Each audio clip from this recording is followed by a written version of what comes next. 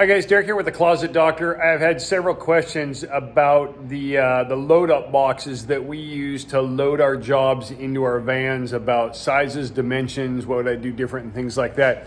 So let me walk you through this. If you haven't seen this before, we use this as a box that we put all of our closet parts in. Let's see, get my hand right there. All of our closet parts in, and that way in the morning we can just come in, slide the forklift in, pick that up and set it right in the back of the van. Everything is there. So my guys left today. Our checklist is all complete on the back side. We've got our TP on it that's ready to go. Installers can come and pick this up, put it in the van, load up in just a couple of minutes.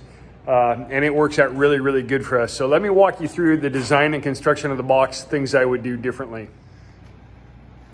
So this is our box, and the base of the box is the long tubes here become your fork extensions with the forklift. So this is an 8-foot long box. You can put a whole bunch of weight in it and pick it up with a forklift that's only got 42, 48 inch long forks on it, because they become the fork extensions. That's one of the cool things that makes this work. So bottom tubing there, 4x6. The way that we currently have it set up, we've got a long tube and then we've got short tubes running across. Originally, we were moving this around the shop with a pallet jack. We would slide it in there, jack it up, and move it around, and we found that became a pain. So what we did is we went, and I got these casters here. This is from McMaster-Carr. This is like a 2,000 pound rated caster. It's a heavy duty solid rubber caster. You'll notice that we have it placed here, and we're still only about a 1/4 inch off the ground with this cross piece. And the reason for that is when we set it in the van, that we set it on a 3/4 inch block of wood to raise it up so that it doesn't roll around on the van. So that's why we kept it loose. If I was to make new ones today, I would skip this cross piece right here and just go with this. And then I would put these casters up inside of here and still keep it down low off the ground. So that would be my improvement. That would lower the box down, give you a little bit more height going into the van. Come over here to this one in the light. Hopefully you can see this. We're 36. Hey, thanks for watching this video. Do a lot of these. If you'd like to get more updates, please take a minute and hit the like and subscribe button down below, and keep you informed when you get more videos. This is wide. That leaves us about a foot between the wheel wells, depending on the van that you've got. Once again, the 4x6 tubing.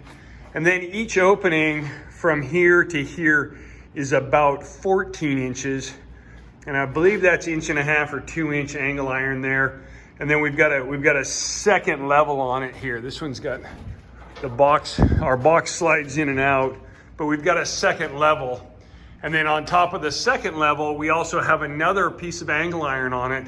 And as you can see here, we've got two, for storage purposes, we can double stack these racks. Now is what I would do, like I said, this top one here is about 14 inches, gives us about 12 inches to the bottom of the rail right here.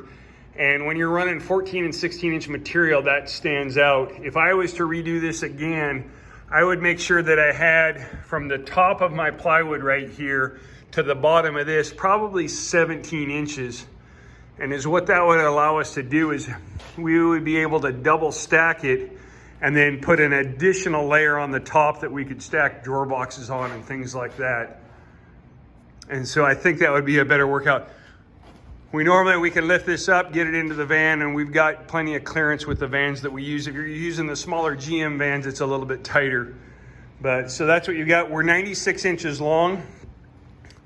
And then we did a pre-finished plywood box, and in the box on the top we use a piece of carpet, and that allows the guys to unload this half of the box and then grab that carpet and pull it out. It becomes kind of a conveyor belt that they can pull things forward that are in the back of the box, so you don't have to get in the van. You can see that on this one here, it just slides nice and easy.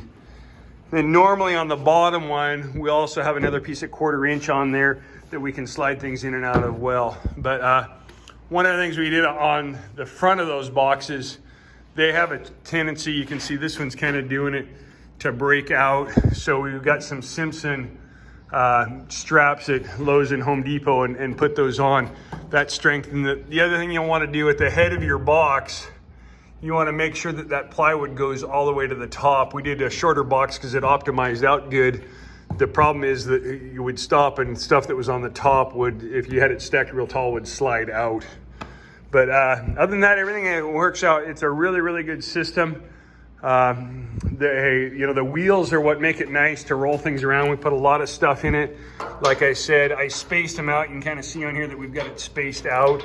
That if we were going to do it, like I said, if we were doing it again, we'd put a cross piece up in there and put the doors there, and that would give us 4 more inches of clearance on the box for height and make it work out really good. So if you're doing something like that, measure out your van, make sure stuff fits, and I hope that helps.